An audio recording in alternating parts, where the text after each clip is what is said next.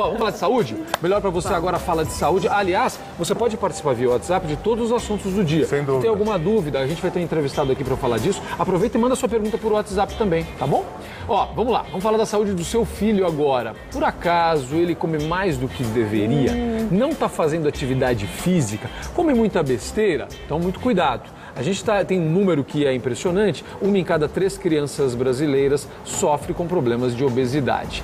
Vamos acompanhar mais detalhes na reportagem, que é um alerta, e um alerta muito importante, da Débora Oliveira. Presta atenção aí. Com um estilo de vida cada vez mais sedentário e hábitos alimentares ruins, as crianças brasileiras estão ficando ainda mais gordinhas.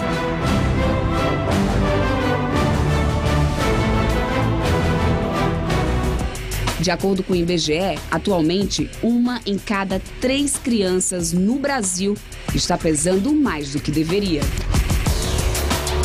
Viemos até aqui na zona leste de São Paulo para conhecer um pouco da história do Gabriel, um garoto de 8 anos de idade, mas que já está pesando 49 quilos e tem sofrido bullying na escola.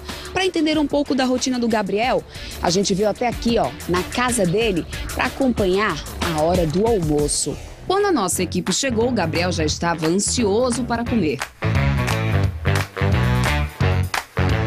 Hoje tem arroz, feijão e linguiça com cenoura cozida. Salada vai ter também? Salada vai ter salada de alface. Come mais de um prato? Come, se deixar ele come bem. Come mais de um prato. A salada tem dia que ele não quer, mas aí a gente tenta forçar um pouquinho mais. A Thaís pega o prato do Gustavo e capricha. O menino até come o pouco de alface que a mãe serviu. Mas não é todo dia que ele aceita a salada. A comida ainda está quente. Mesmo assim, o Gabriel come tudo.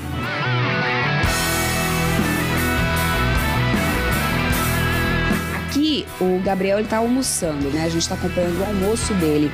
Mas e o café da manhã, como é? Então, ele acorda umas 5h30, 15 para 6 para ir para a escola que ele estuda de manhã. E aí em casa a gente sempre dá um copo de leite, às vezes quando dá tempo de ir na padaria ele come um pãozinho. No meio da conversa, a Thaís acabou confessando que se ela deixar, o Gabriel come até 2 pães no café, além de passar o dia beliscando algum lanche. Quando quer repetir o prato, ela não consegue dizer não. A gente fica com dó, eu dou um pouquinho a mais. Às vezes eu não dou, mas geralmente eu coloco um prato de uma colher de arroz, ou mais uma de feijão e ele come um pouquinho mais. Gabriel não faz atividade física e alguns colegas ainda fazem brincadeiras de mau gosto. Um dia, quando eu tava na escola, um menino, ele fez um aviãozinho de papel, né? Aí ele jogou na minha mesa, aí quando eu falei, tava gordo, baleia, saco de areia. E aí, o que foi que você fez? Eu mostrei pra professora e ele foi pra diretoria. E você fica triste? Fico magoado, porque às vezes tem meus próprios amigos que me chamam disso. Foi de 1 ano e meio pra cá que o garoto começou a ganhar peso. Até precisou fazer acompanhamento da taxa de glicose diariamente. E você estava me falando que também acompanhava a diabetes dele, fazia exames e não consegue mais fazer. A gente fazia o destro todo dia em jejum, para ver como no decorrer do dia como que ele podia se alimentar, se ele podia comer um doce a mais, alguma coisa a mais.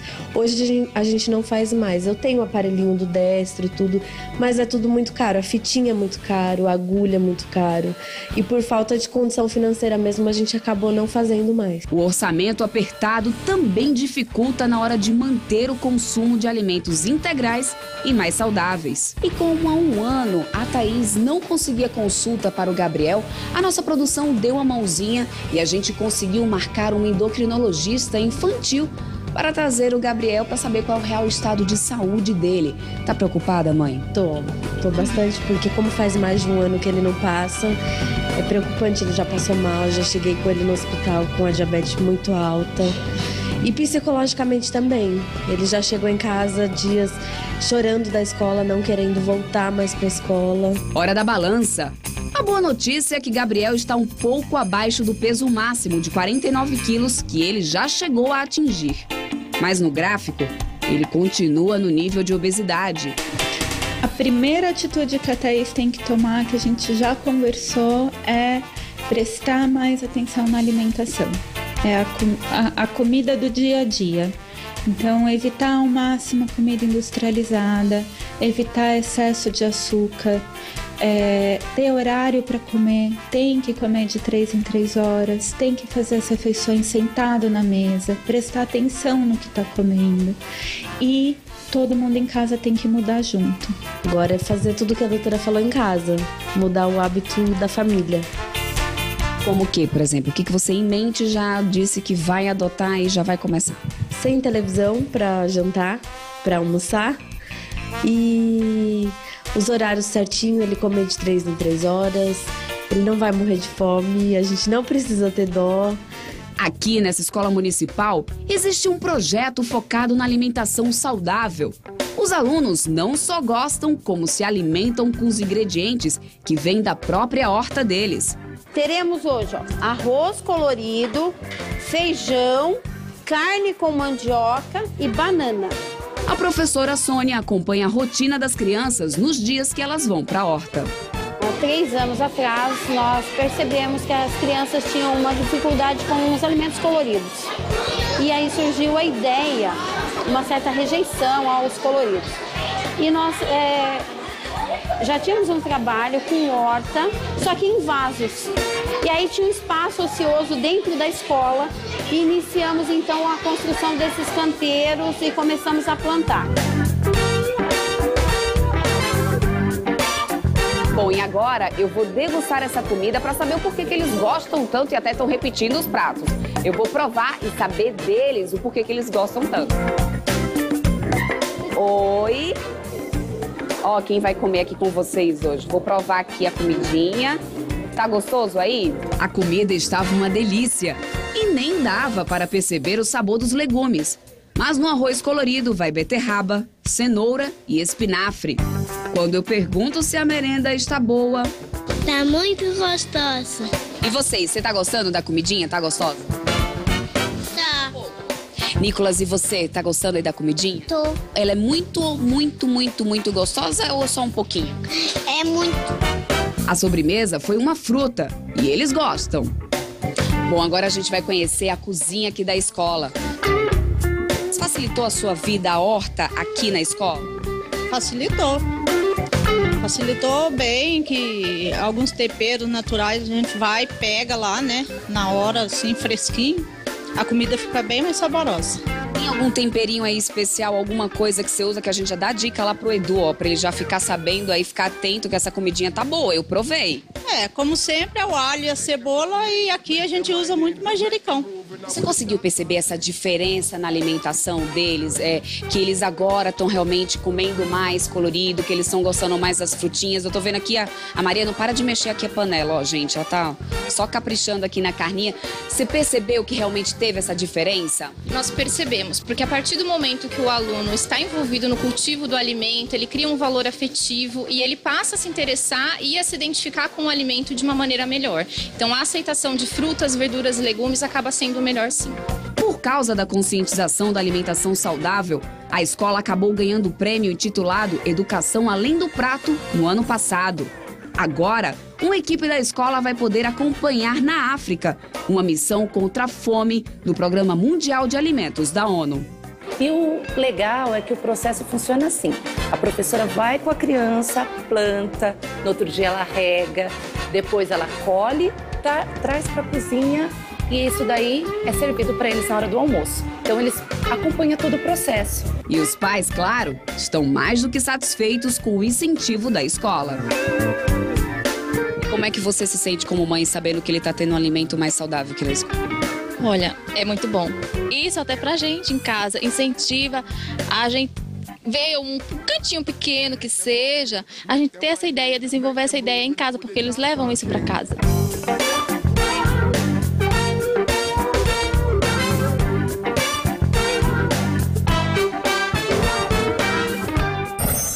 É isso aí.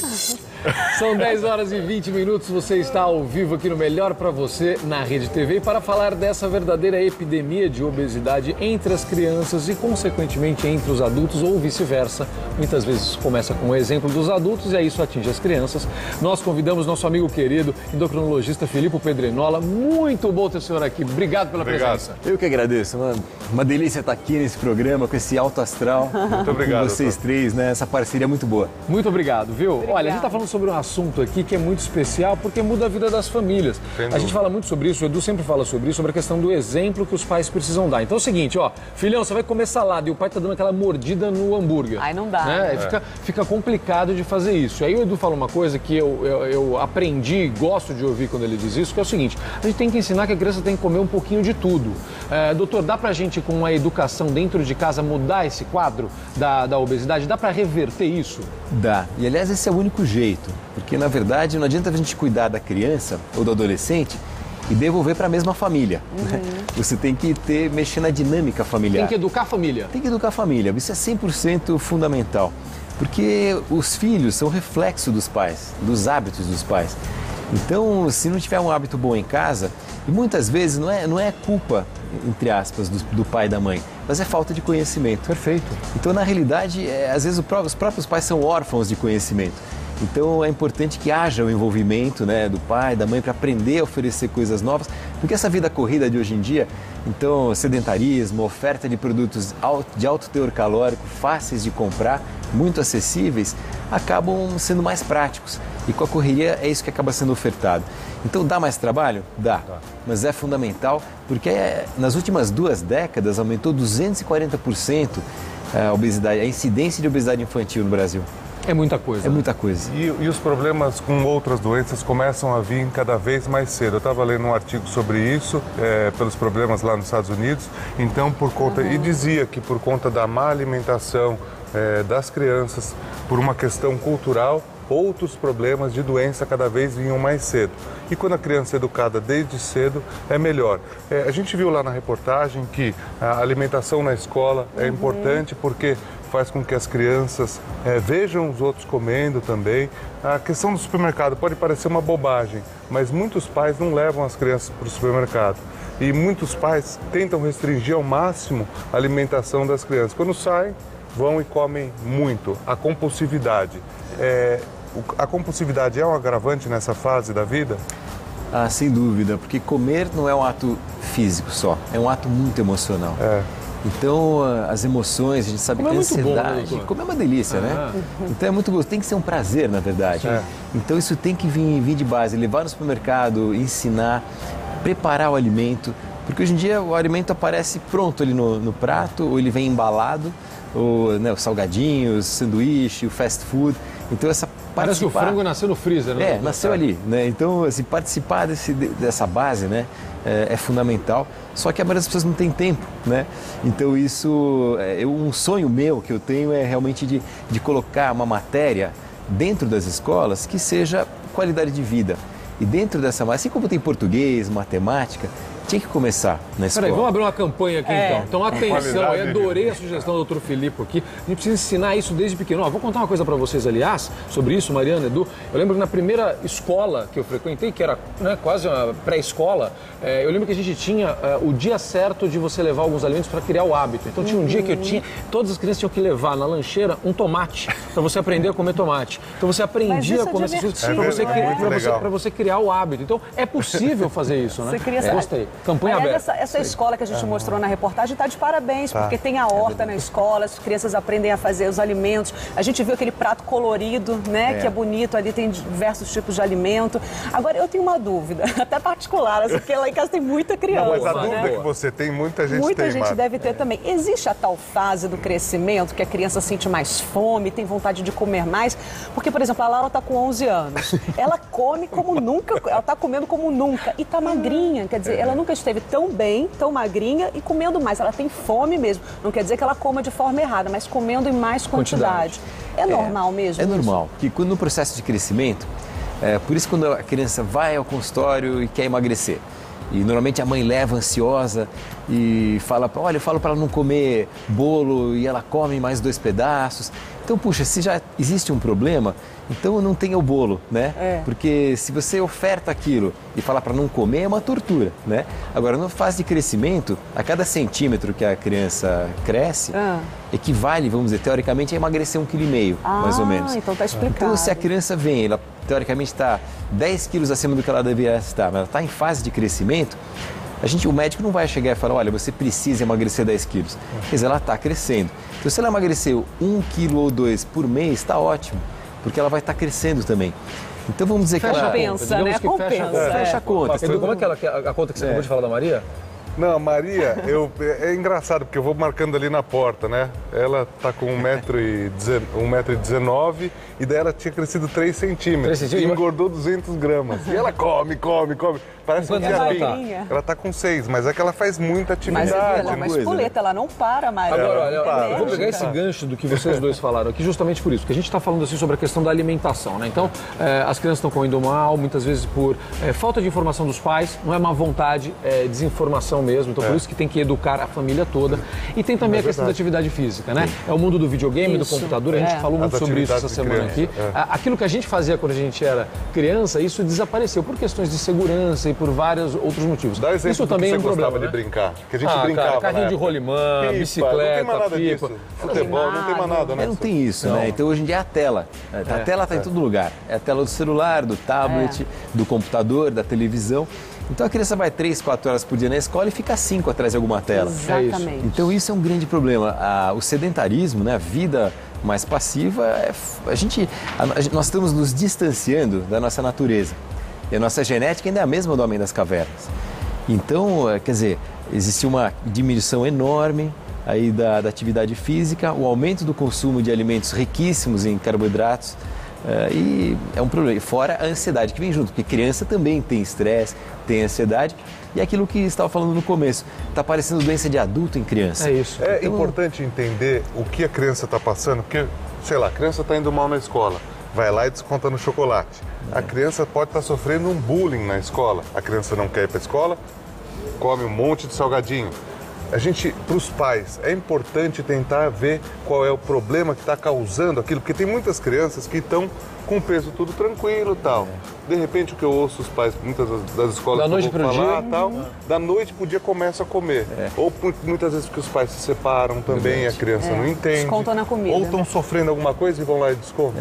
Isso é muito comum e muito importante, porque a comida, ela está ligada a afeto, mas não pode ser moeda de troca.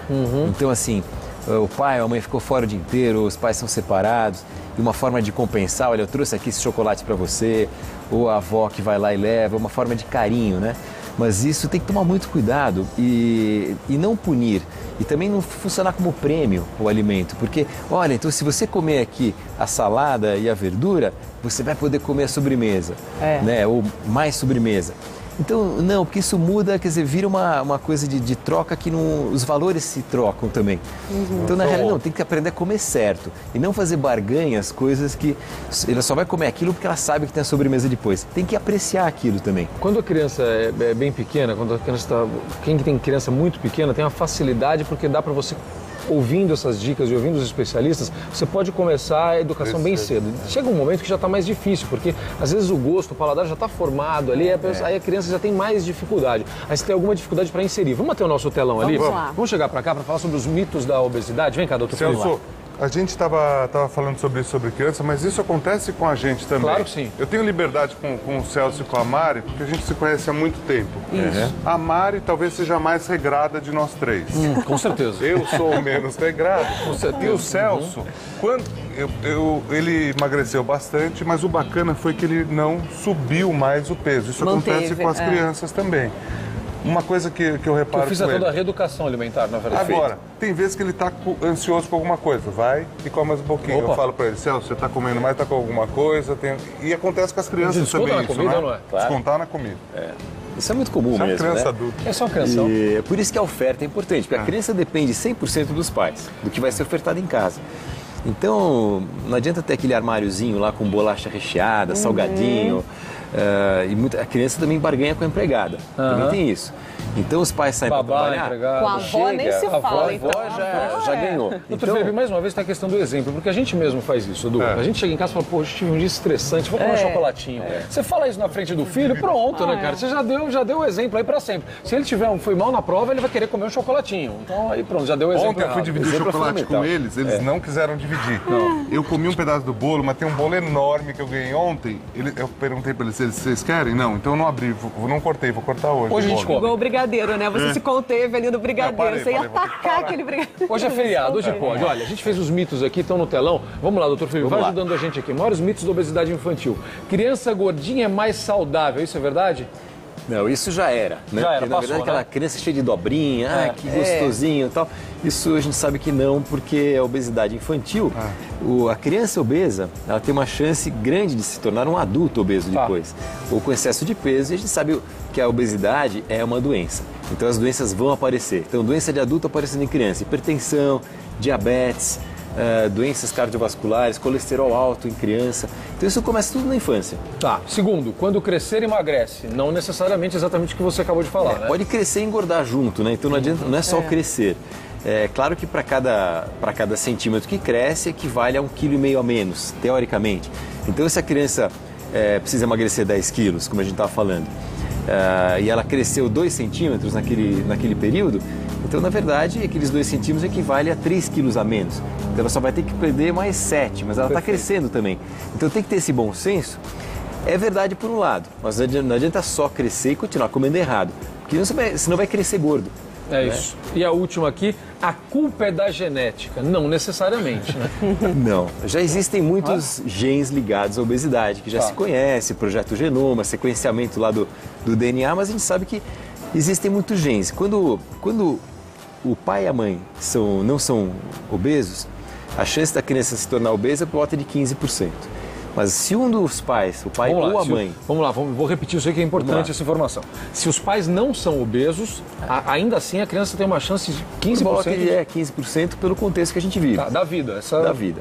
Se um dos pais é obeso, a chance é por volta de 40%. Aumenta bastante. Olha, então a questão genética influencia um pouco. Influencia bastante. Né? E se os dois são? Se os dois são 80%. Né? Então, mas não é por isso que se tem o pai e a mãe obesos que a criança obrigatoriamente vai ser obesa. Tá.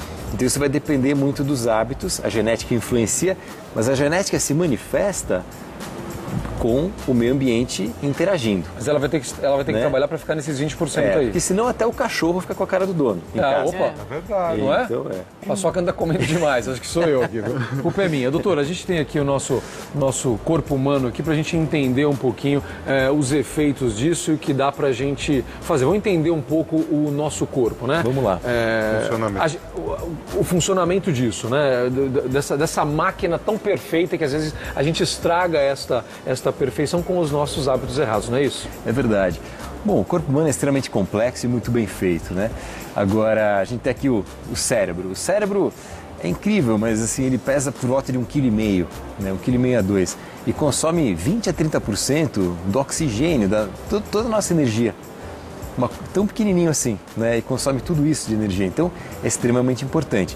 Mas nós somos seres pensantes, então essa parte cognitiva, quer dizer, existe uma parte instintiva, mas a parte cognitiva, os pensamentos. E hoje em dia, todos esses pensamentos que batem na cabeça, preocupação com o trabalho, com relacionamento, família, os problemas do dia a dia, não tem como evitar, essas coisas acontecem. Ou as crianças que estão na escola, né, os amiguinhos, as brincadeiras, o bullying, né, que a gente estava falando aqui, bate na cabeça. Então aí vem as minhocas da cabeça. Doutor, fica mais pra cá. Né? Chega aqui, mais pra cá pra ficar a câmera lado, dele pegar de frente. Tá. Então o que acontece? Vai ter a interpretação dos fatos em si. Tá. Né? Então essas minhocas da cabeça depois vão ser os fatos em si reais. Mais a interpretação vão ser integrados num centro emocional no cérebro. E isso então vai ter uma resposta para o corpo, sob forma de estresse, ansiedade, comportamento. Então o cérebro é o centro principal aí de como vai ser o comportamento, de que forma os sentimentos, as emoções vão influenciar na saúde das pessoas. Por isso, para a gente começar a cuidar né, dessa história do corpo, da saúde do corpo, de não engordar, a gente tem que estar com a cabeça em ordem. Foi aquilo que o Edu falou. Tem que ver se a criança está passando por alguma dificuldade, precisa entender direito o que está acontecendo no mundo daquela criança. Exatamente, é isso aí. Então é fundamental, quer dizer, o bem-estar emocional é muito importante. e tanto na escola como em casa. Então ter esse cuidado, estar sempre próximo dos filhos. As pessoas têm pouco tempo hoje em dia, mas tem que estar ali. Tem que estar Esse ali, tempo tem que ser precioso. Tem que ser, mesmo que seja pouco tempo, tem que ser intenso. Tá, Mari, você já está Não, só assim, pelo que eu pude entender então, a gula não começa aqui pela boca, tá tudo aqui no cérebro, né?